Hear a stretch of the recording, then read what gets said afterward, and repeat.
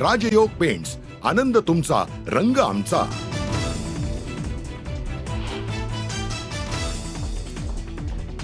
उद्धव ठाकरे मुंबईतील लँड स्कॅमचे बादशाह, त्यांच्या डोक्यात नेहमी लँड स्कॅमचाच विचार सुरू असतो। आशिष शेलार यांची उद्धव ठाकरेंवर घणाघाती टीका।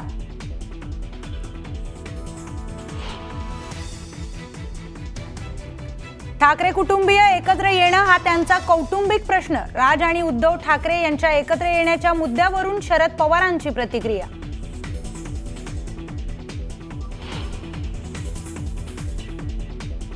बारामतीत पवार कुटुंब पुन्हा आलं एकत्र। बैठकीसाठी शरद पवार आणि सुनेत्रा पवार उपस्थित। युगेंद्र पवारांना सुनेत्रा पवारांकडून वाढदिवसाच्या शुभेच्छा, तर पवार कुटुंब एकत्रच असल्याचं युगेंद्र पवारांचं विधान।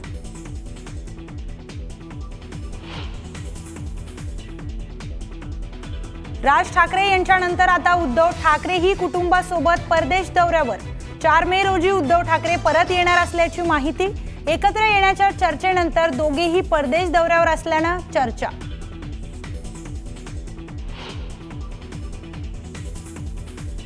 काँग्रेसचा हात सोडून संग्राम थोपटेंनी हाती घेतलाय कमळ। कार्यकर्त्यांसह भाजपचे कार्यकारी प्रदेशाध्यक्ष रवींद्र चव्हाणांच्या उपस्थितीत प्रवेश।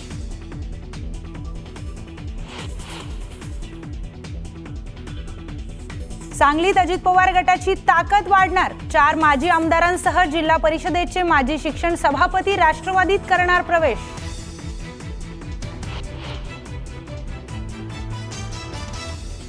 त्र्यंबकेश्वरमध्ये साधूचा संशयास्पद मृत्यू।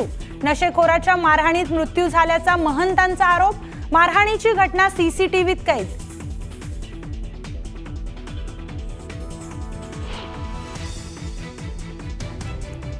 चौंडीतील मंत्रिमंडळ बैठकी संदर्भातील प्रकाशित जाहिरात चुकीची।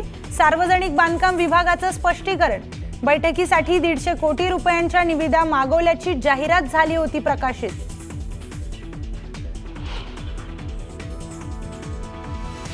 पुण्यात दारूच्या नशेत लोकांकडून एका जोडप्याला मारहाण। कारवर दगडफेक। 5 जणांवर गुन्हा दाखल, तर 3 आरोपी अटकेत।